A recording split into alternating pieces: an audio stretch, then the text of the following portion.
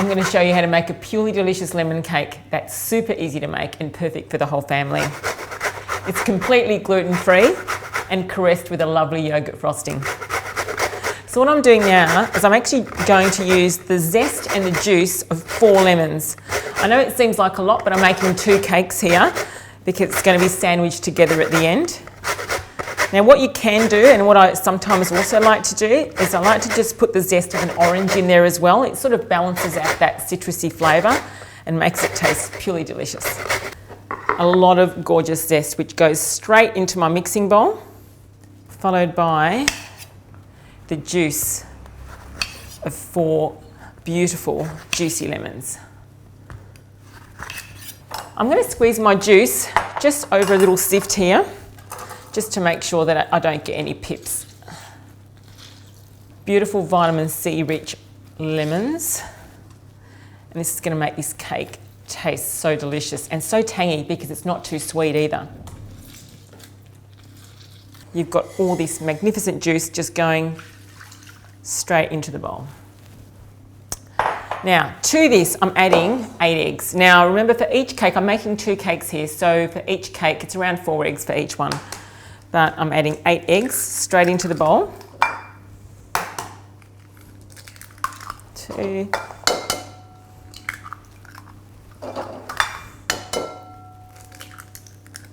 I'm also going to add 1 cup of beautiful extra virgin olive oil. So heart healthy, so delicious, and it's going to keep the cake lovely and moist. A nice generous blob of vanilla. Some gorgeous maple syrup. Now you can use honey as well. So a cup of that. Get my trusty little whisk and give it a good mix, making sure that all the eggs are mixed up with all the olive oil and all the maple syrup and all the juice. So it's important when making cakes, whichever sorts of cakes, doesn't matter if they're gluten-free or not, it's important when making cakes to combine the wet ingredients first, and that way you know it's going to be mixed perfectly into the dry ingredients. Beautiful, lovely, lovely. Now to this we are adding, now it looks like a lot, but it's not really, but it's 600 grams of almond meal because I am making 2 cakes, remember? So this is going to make it taste extra delicious. Almond meal is gluten-free too, which is really, really good, and it makes the cake lovely and moist. Now I'm adding 4 teaspoons of gluten-free baking powder. 3, 4. And I'm mixing that all the way through. Look at that, beautiful, lovely, beautiful and citrusy too. Now, I'm going to pour this into 2 20-centimetre lined baking pans, and you notice that I've just lined the base and the sides with some baking paper.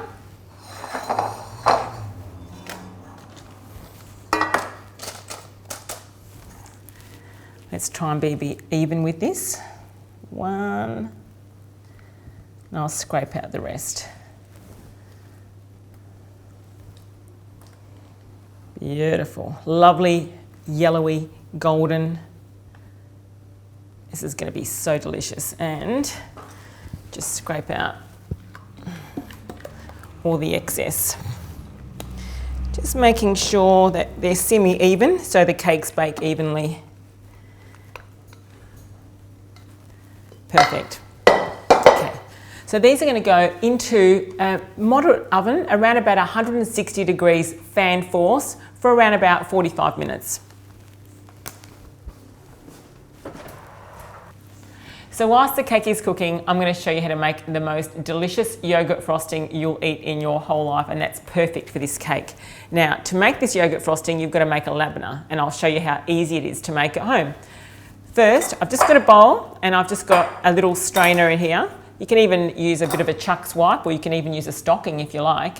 But I've got a nut milk bag, the Healthy Chef nut milk bag, very big and luscious, that I'm putting over the strainer, and it's pretty easy. You get really good quality Greek style yogurt, and you spoon it into your nut milk bag, or if you've got a piece of muslin cloth or even a clean chuck swipe, that's also great. But we're going to spoon all of this, there's a litre in here, into the nut milk bag, and this is going to create the best yogurt frosting. But labneh is also fantastic if you're having party dips and whatnot, so I might show you how to do that later as well, and just drizzle it with some olive oil and have that with some beautiful crusty bread or cucumber. So whilst that's there, you bring all the sides up. Now you let this rest, and this is going to rest in the fridge, preferably overnight, if not at least a few hours to get nice and thick. But here's one that I made earlier, and I'm going to put it into this bowl and you'll see exactly what I mean. Now this has had overnight to strain and thicken.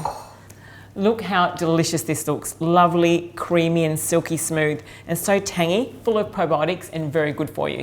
But look at this. This is all the liquid, all the whey that's strained out of the yogurt overnight. So it's quite a lot. So you can use the whey, you can use it in dressings, you can even use it in your smoothie.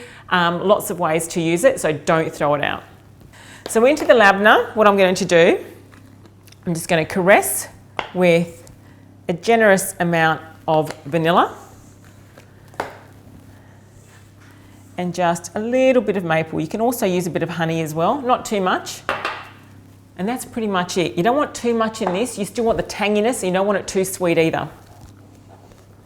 So we're folding that through, and this is going to make the most delicious frosting for the lemon cake.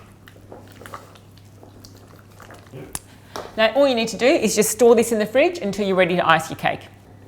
So the cakes are out of the oven and they've cooled now, so they're lovely and cold.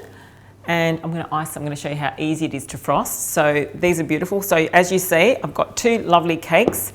Now with the first cake, where you're icing a cake, it's really important to tip it upside down. That way you're going to get a nice, flat, even surface when you ice that first layer. And pretty much try and get it in the middle of your wheel if you have a wheel. This is going to be beautiful on the cake. Now any leftover frosting can be eaten for breakfast or as part of a gorgeous fruit platter any time of day. You want a lovely thin layer in the middle. You don't want it too thick, but just enough to sandwich it together.